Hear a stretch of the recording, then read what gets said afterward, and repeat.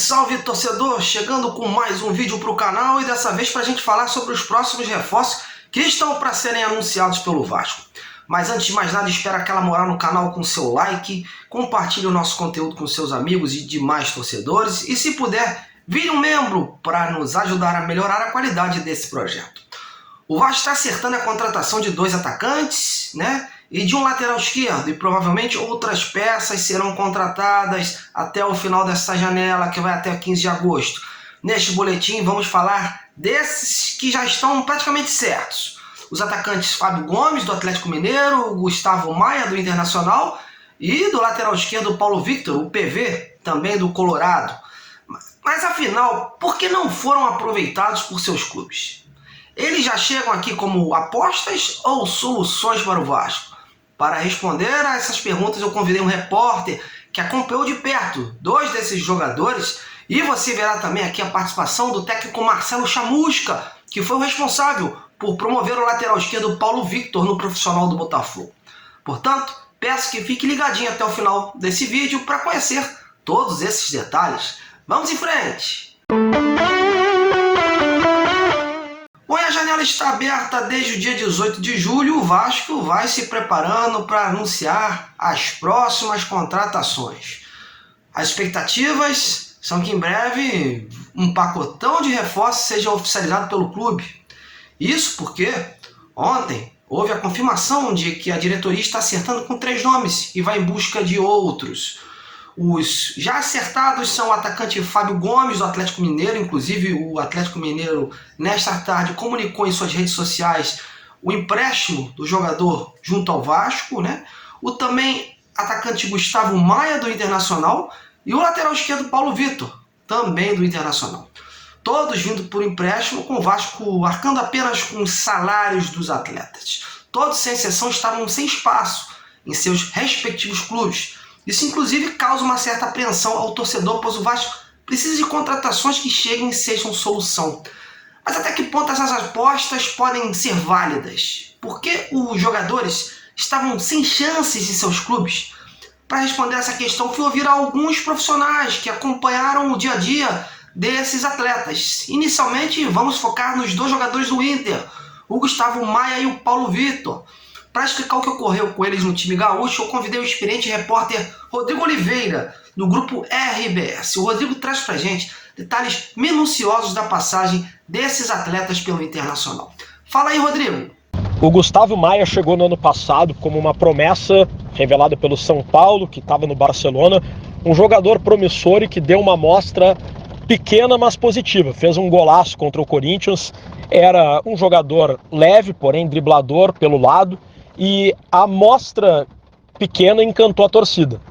De uma forma meio misteriosa, ele nunca mais ganhou oportunidades com o técnico Diego Aguirre e depois seguiu sem ganhar oportunidades nesse ano com o Alexandre Medina. E mais uma vez seguiu sem ganhar oportunidades com o Mano Menezes. A torcida pediu o Gustavo Maia, porque lembrava do gol dele contra o Corinthians e da amostra positiva, mas o fato é que 3 treinadores optaram por não dar minutos a ele. E os relatos que chegavam até nós é de que o desempenho dele nos treinos não estava sendo bom e por isso que ele não ganhava chances.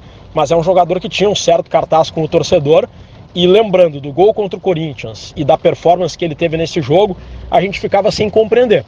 Agora, com o Inter tendo Pedro Henrique, tendo Wanderson, aí é mais fácil compreender não ter espaço para o Gustavo Maia, mas ainda assim ele sequer era opção para o banco. É difícil a gente dar um relato mais completo porque ele jogou muito pouco no Inter, mas a pequena amostra que nós tivemos dele no ano passado foi positiva. Já o Paulo Victor, ele é um lateral apoiador, com dificuldades na marcação. Também teve poucas oportunidades, especialmente após a contratação do René, com o Moisés e o René disputando a posição. E com o Tauan Lara, garoto da base, despontando, o Paulo Victor ficou sem espaço.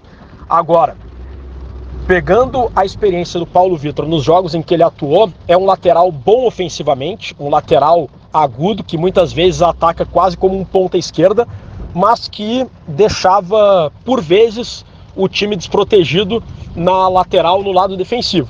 É um jogador que o Vasco pode dar um poder ofensivo muito grande ao Vasco na lateral, no flanco esquerdo, né, ofensivamente. No entanto, o Vasco vai ter que ter um esquema para proteger a defesa pelo lado esquerdo quando o Paulo Vitor estiver apoiando. O momento de mais destaque do Paulo Vitor foi naquela goleada por 4-0 do Inter sobre o Flamengo em pleno Maracanã, no ano passado, em que ele foi titular, teve uma boa atuação, acabou não se firmando depois, mas é um jogador que, se trabalhar melhor o lado defensivo, a parte da marcação, tem tudo para ser um grande lateral esquerdo do futebol brasileiro.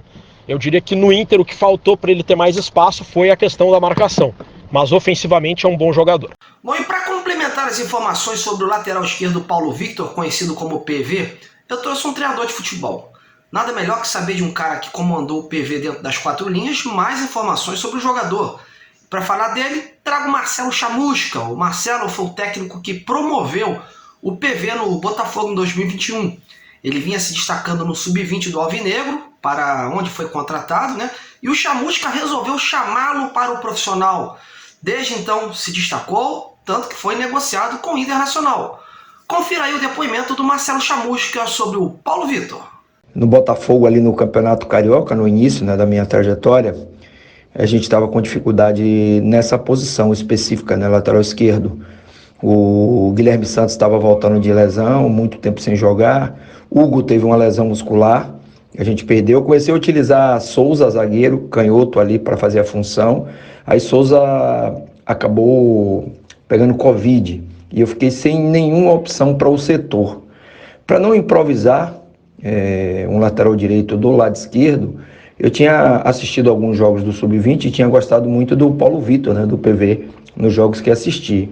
Aí chamei o Paulo Vitor para treinar, gostei muito do treino, coloquei no time titular e, se eu não me engano, a estreia dele foi justamente contra o Vasco em São Januário, no clássico que a gente fez lá.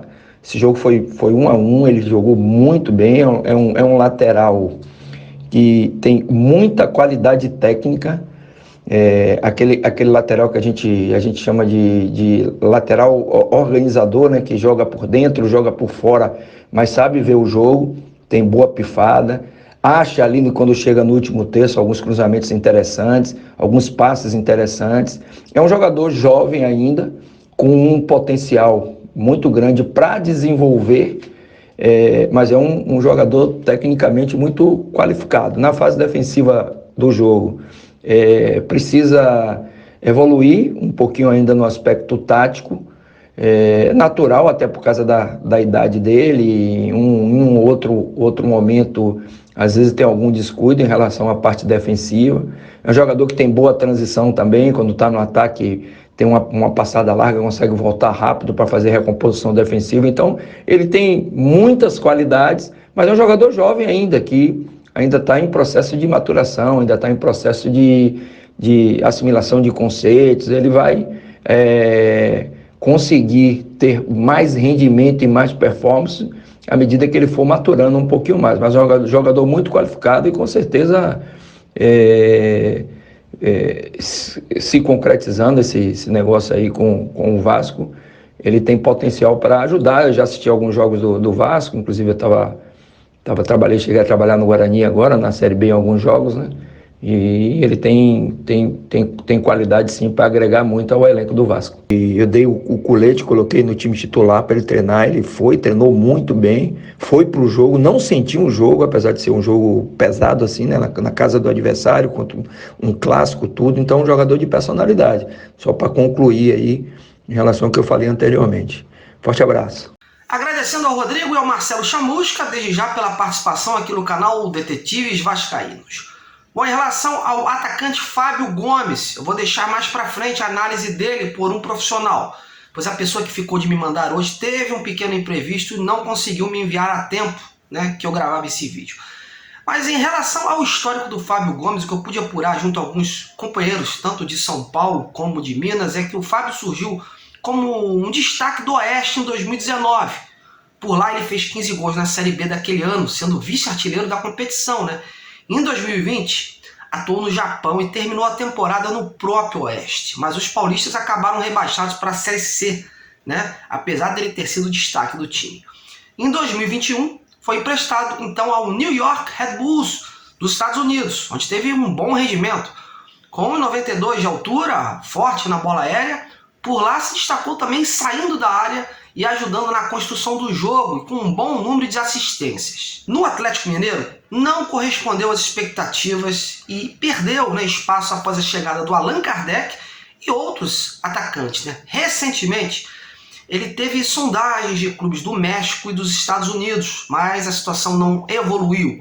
A ideia do clube mineiro até então era que o jogador fosse emprestado para ganhar mais rodagem em outra equipe. O seu contrato com o Galo vai até dezembro de 2025. Lembrando que quando jogava pelo Oeste, o Vasco chegou a demonstrar interesse pelo atleta, mas a situação não evoluiu. Bom, mas agora eu quero saber da opinião de vocês. E aí, Fábio Gomes, Gustavo Maia e Paulo Victor são apostas ou soluções? Eles serão úteis para compor o elenco? Algum desses, em especial, você está levando mais fé? Comente aí, participe, deixando a sua opinião embaixo do vídeo. Bom, galera, tô indo e já preparando outro material para colocar no ar em breve sobre esse jogão de domingo entre o Vasco e o Chapecoense do Marcelo Cabo, hein? Portanto, fique ligadinho em nossa programação. A você, meu muito obrigado, grande abraço e até a próxima!